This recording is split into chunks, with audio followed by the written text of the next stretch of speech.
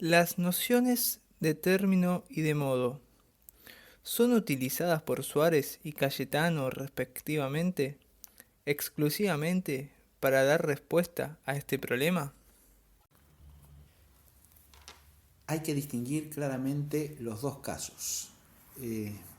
Con respecto a Cayetano,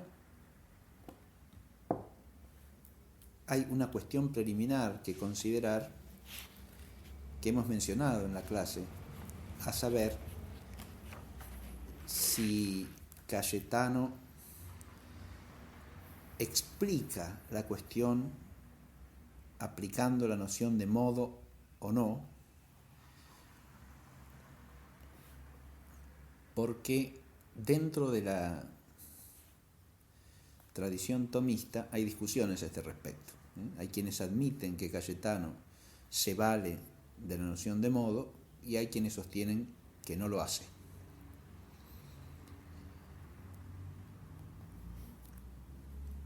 Pero dejando de lado esa cuestión preliminar, a la pregunta formulada hay que contestar que si Cayetano aplica la noción de modo, en él es una noción ad hoc, es decir, que aplica especialmente en este caso.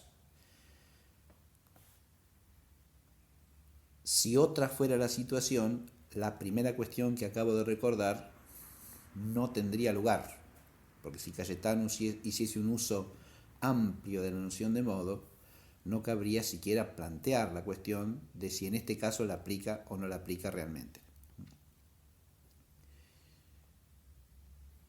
Adviértase que no hay duda de que usa la palabra modo. Lo que se discute es si esa palabra hay que entenderla como refiriéndose a una noción ontológica precisa o hay que entenderla de un modo vulgar sin que implique una noción particular que está aplicada en esta cuestión.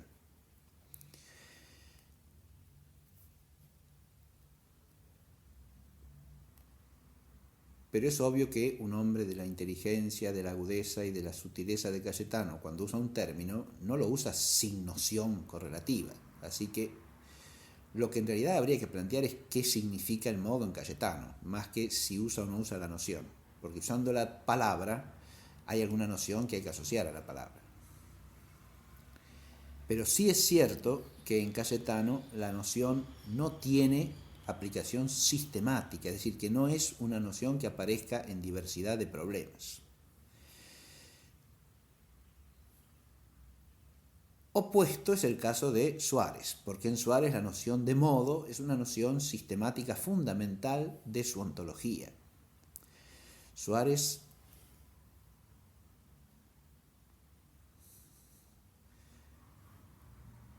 introduce esta noción de modo y distingue modos sustanciales y modos accidentales, y además aplica ampliamente lo que él llama distinción modal, que es la distinción real menor.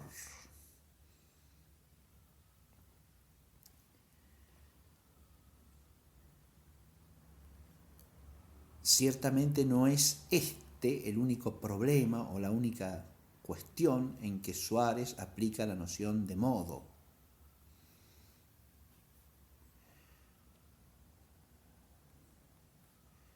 Por el contrario, se vale de ella en diversos problemas de carácter ontológico.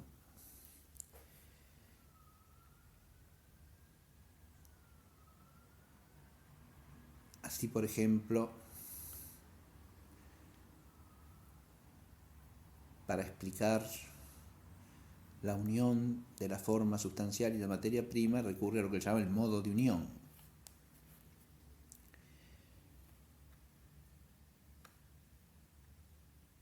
Y también hemos visto al tratar de los accidentes en este curso cómo en algún caso de accidente Suárez se vale de la noción de modo para explicar la naturaleza de ese accidente. De manera que en Suárez no es una noción ideada o formulada en vistas a este problema, sino que es una noción que surge en su pensamiento en relación con una pluralidad de cuestiones. ¿sí? Y que le parece a él necesaria para entender muchos aspectos de la realidad óntica.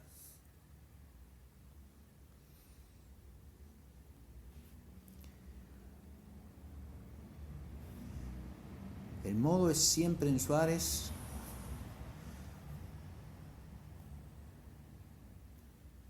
una precisión del ser, ya sea en el orden sustancial, ya sea en el orden accidental, que es modificativa de ese ser y por lo tanto la termina o la perfecciona bajo algún respecto.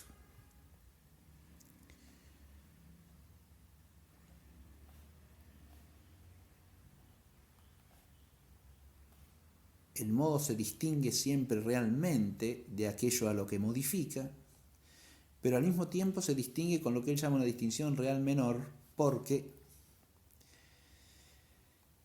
el modo depende absolutamente, en cuanto a su ser y existencia, de aquello a lo que modifica.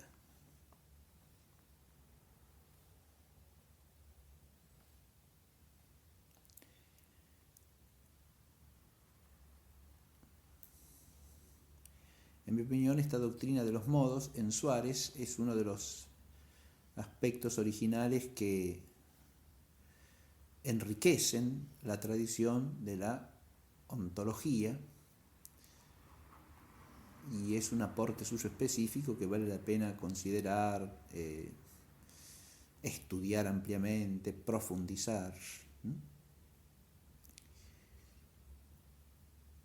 Y no comparto la actitud de quienes desprecian la doctrina suareciana de los modos como una cosa absolutamente inaplicable o innecesaria o en general insatisfactoria.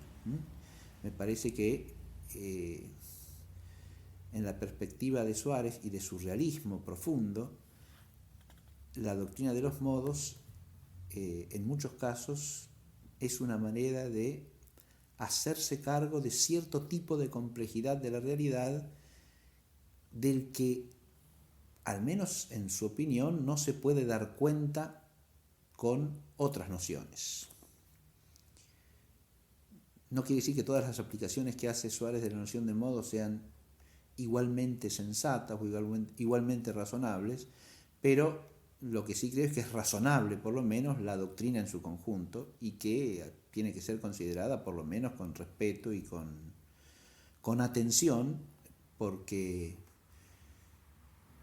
es altamente probable que esté atendiendo a una dimensión de la realidad que, insisto, difícilmente pudiera explicarse o de la que difícilmente se pudiera dar cuenta racionalmente de otra manera.